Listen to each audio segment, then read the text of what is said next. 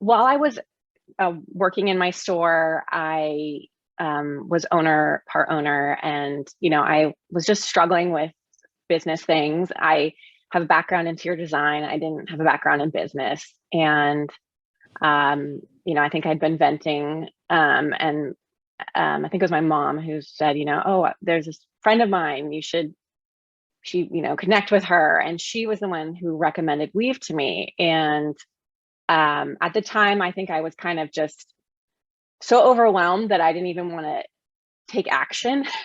And it wasn't until I started I separated, and I just decided I wanted to go back to design when I was totally by myself in that I had remembered, what was that program? I think I had written it down somewhere randomly, and I was trying to find it. And I looked Weave up, and I just was like, oh, this sounds like what I'm yearning for, is just some direction. It can feel like you're just floundering, making guesses at what to do next. And it really, also being by myself, it just felt like you didn't have that camaraderie that I was kind of seeking again, of other people experiencing this. So that's what kind of led me to Weave, and I'm so glad to have found it. Yeah. And which programs did you take, or which program did you take? Yeah, so I started, and I think you mentioned it, maybe it's non-existent anymore, but the self-employment training program. It's on hold. We're kind of on hold. We're reimagining it. Back in 2017 with Mason, and it just was so what I needed. It was crazy going there. I tend to be a person who just always didn't love school and structure, and I feel like I lost that kind of being in business by myself, and coming back and being somewhere where you kind of were forced to do the homework that you didn't really want to do but was so important for your business, and really dive into areas that I didn't even know I needed to dive into, and then hearing what other people were struggling with, and knowing you're not alone in that. And so that was my first kind of step into it. And then I decided to continue with the Thrive program, and did had advisors, still in it, and still enjoying what that adds to my business, and just the sanity of talking to somebody who knows what's going on and can give you advice, and still gives me a little bit of structure and some of that homework that I don't want to do that I need to do. So I think that's really important, just to kind of keep yourself accountable, and it really has helped me do that. Yeah. Did you, when you were doing your master's in interior architecture, I mean, did they just talk about design, or did they cover anything to do with running your own business, or not really? Yeah, they had a class that was some business. There's a lot of in designers purchasing, and dealing with taxes, and all that whole side that people can tend to forget. That isn't the pretty stuff. So I was lucky. The program I took, I loved. I think it's an amazing program. So they do dive into business a little bit. Granted, that was one of my classes that was the most over my head, and was a little okay, I didn't know at the time I was going to have my own business a few years later. So it's definitely different when you're in it, and it's okay, I better know what this is. I better know what this means. So yes, it was a somewhat, a stepping stone, but I felt like the Weave program was just full, I'm serious now, and, I really need to retain this information. Yeah. And you'd also, had some actual experience of running the business. And so it gives everything a bit more of a real world relevance and necessity. So definitely. When you first started the interior design business, not so much the furniture, because I guess with furniture, pricing can be easier to determine, but you can correct me on that. But when you first started with the interior design, I mean, how did you decide your pricing? This is a field that you're very new into, and locate. I mean, give us tips about that. I know. I mean, it can seem daunting and kind of like shooting in the dark at first, I think, when you're starting something like that. For me, I had a little bit of a reference point because I knew what my previous employers were charging for my time as a junior designer. And so I thought, hey, okay, at least that's a starting point that I know, I'm worth this. Not thinking that, I'm actually now the head designer, so I'm probably worth way more than that. But that was kind of a comfort thing, of like, okay, I know I can do this. And it helped having the store is how I kind of got my first solo client, of them kind of seeing the space and kind of coming to me with, oh, I'd be interested in your services. So kind of gave me that confidence a little bit to, give this price. And also knowing that I was greenish and I didn't want to overinflate and say, oh yes, I'm, worth this, grand number, and then worry I wasn't going to deliver in comparison. So for me, it definitely was like, working on the confidence level, but that kind of came with each project. I felt a little bit more confident in that pricing. Yeah. Yeah, I mean, so this was obviously one of the things that I'm really interested in, is how, confidence really ties in so much, or it can do, to when you're a solopreneur, or, you're providing a service yourself. What do you feel confident charging? So were there times at the beginning where you were just like, oh, I'm just gonna hope this flies? Yeah, I think whenever I would raise my price, because I think it's nice to think of it as it doesn't have to, it can be a fluid thing. So, I probably underpriced myself in the beginning, which I think we all tend to do. And, people wouldn't think twice about hiring me because they probably were getting a great deal. But then I think one thing that kind of changed my mind a little bit was a designer that I was in connection with was retiring, and she was thinking of kind of starting to phase out some jobs and wanting me to kind of help take over some clients. And I was able to find out her fee. And so kind of learning what the people above me were charging, and that I was going to be taking on the same jobs, kind of gave me more confidence of, this, we have to make a living. Like, it's not like, as much as I love doing what I do, it's a career. And so kind of with every job that I increased my price, and they didn't think twice and they kept on, hiring me, it kind of gave me that extra confidence each time to, yeah, this is what I'm worth. I think also, like, when I am hiring somebody, I respect when somebody respects their time and what they're worth. And sometimes when something comes in that seems kind of underpriced, it can be like, oh, well, is this equated to the quality of work that they're going to give me too? So it definitely was a process of kind of gaining the confidence. But I think every time that I increased my pricing and realized, this is a career that I need to create for myself. I think in creative fields, sometimes it can be harder to feel your worth with, especially if you love doing what you do. But yeah, I think it was kind of little by little with each project really helped me gain that confidence.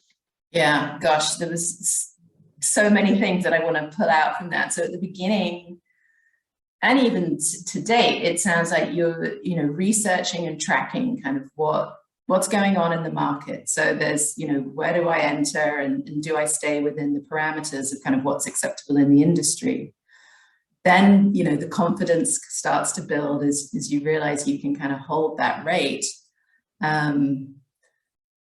But then I loved your point about,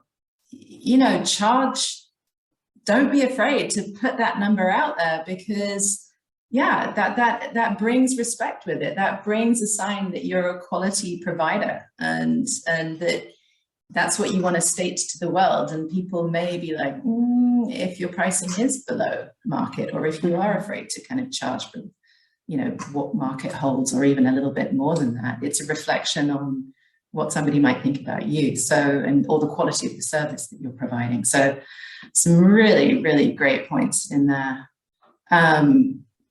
And it sounds like, I mean, my other question is, have you ever been worried that you were charging too much and that someone wouldn't pay you, or that they would be like, no? Yeah, I think, I didn't fully answer that, did I? Yeah, I think there's been a few clients of mine that kind of, instead of like, I'm not going to pay that, they just question a lot. They kind of would question like every single bill.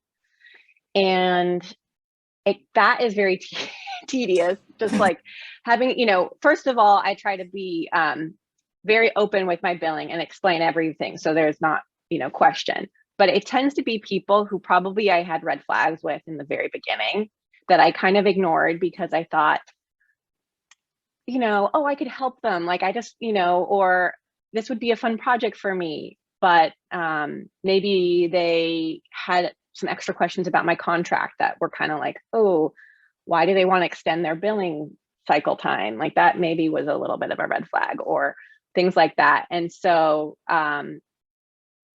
it made me realize, oh, this probably wasn't the right client for me if they're kind of pushing back a little bit. And so it helped me kind of next time around learn that lesson and realize, okay, like there's maybe some screening that should be involved. And just because they're not comfortable with that price doesn't mean I shouldn't be comfortable with it. You know, it's then you're not for everyone. Then you're finding your lane. Yeah, exactly. Have you ever had to fire a client? Just as an aside. Yeah, I wouldn't say necessarily fire, but I think close to it. I definitely, the busier I get, the more precious my time. And when I found that a client just wasn't, seemed like they didn't even really want my help. They just kind of wanted an ear. And it wasn't, you know, it wasn't going to be beneficial for either of us. I think it was a hard decision because I am such a people pleaser sometimes, but I just was at my wit's end to saying, this isn't adding to my life in a good way or probably theirs. So like, you know, I found a gracious way to part ways. And afterwards I was just like, oh, that was, I need to do this more. If this ever happens again, like remember this moment. Cause yeah. So true. So true. And I, you know, that also ties into kind of pricing and value and confidence, because it's the value of your time. And so all that time that you're spending, you know, embroiled with a client that's just causing you such aggravation and pain, you could be working with a client that's bringing you joy and, you know, giving you more opportunities. So I think it's a really important point as a business owner, because we're perhaps afraid to kind of let go of this piece of work, but it's the knowledge that there's always going to be something else for you. I mean, got to create that space for the new thing to come in, right? Yes.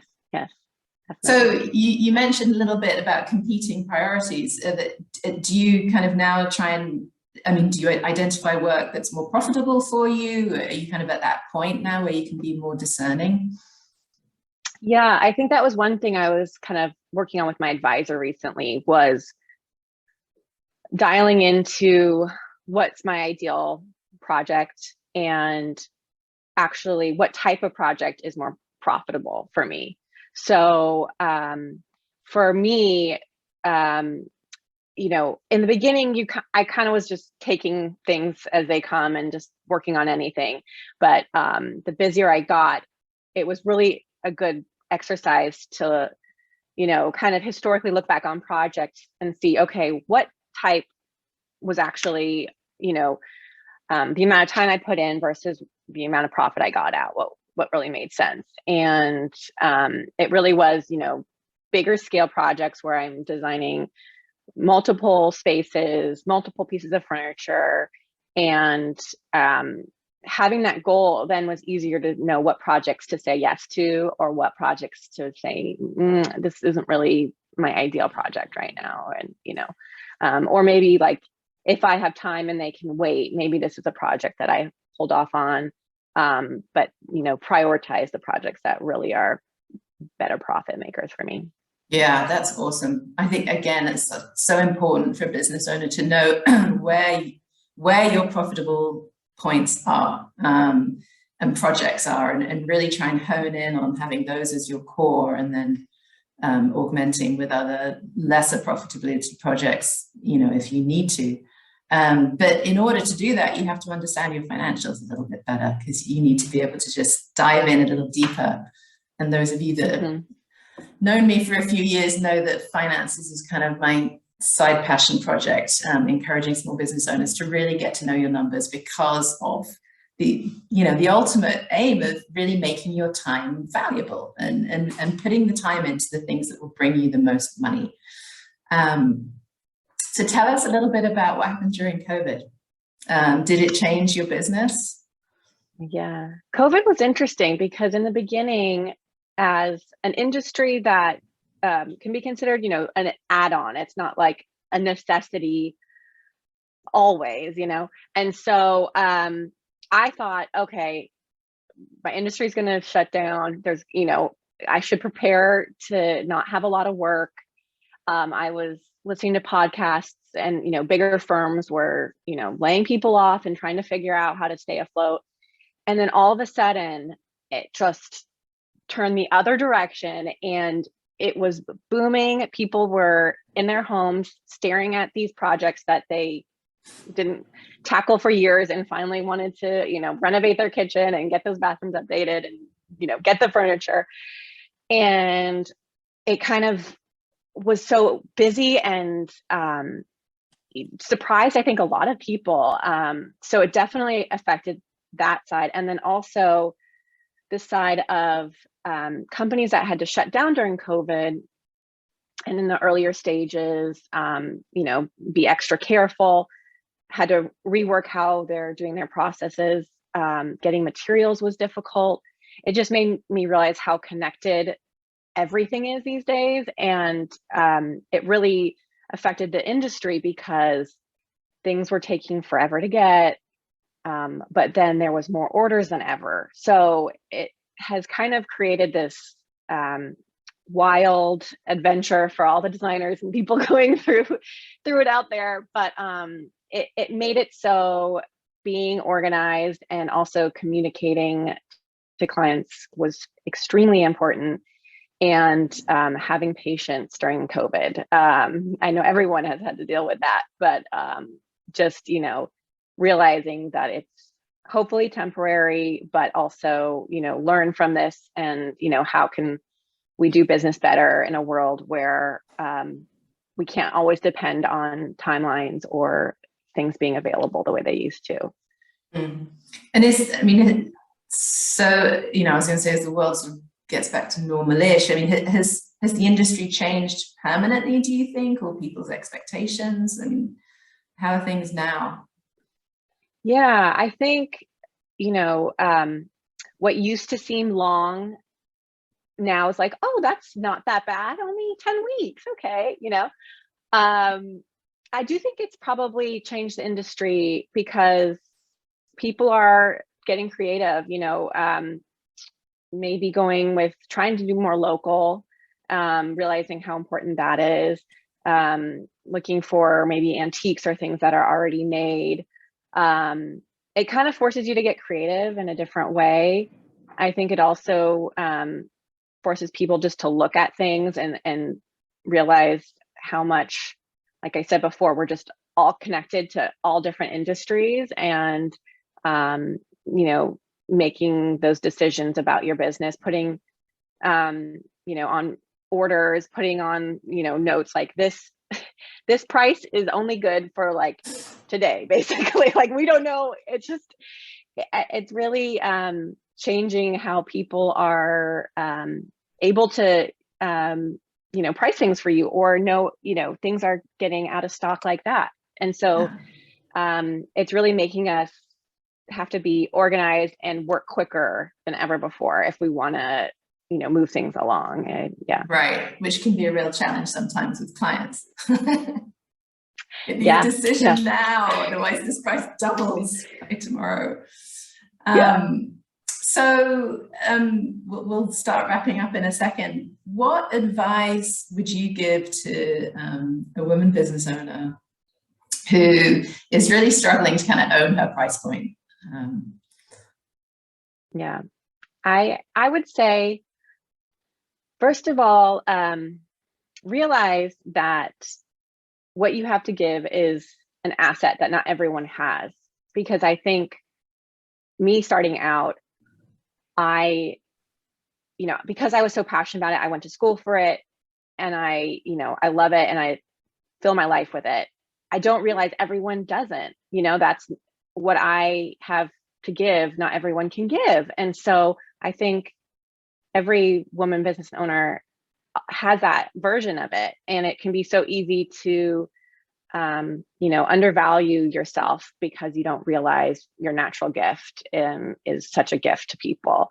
And so I feel like that is just a huge starting off point. And then also I think really writing things down. I remember in the early stages of this set program, it was budgeting and knowing, like, okay, what kind of life do I want to live, and what do I need in order to provide myself with that life, and kind of getting real with yourself about that. And you're not just doing people favors, you're building a life for yourself. And so I think being a little bit more realistic about that, and combining those two things, I think I would help me in those early days, knowing that I'm worth what I am giving out there, and also, just be knowledgeable about what you need to sustain your life, and maybe not even sustain, but like what's your goal life, even that is even more exciting. Know your worth and know your numbers. Love it. Yep. Love it. Oh, this has been such a lovely conversation. Hayley, thank you so much for joining us this morning.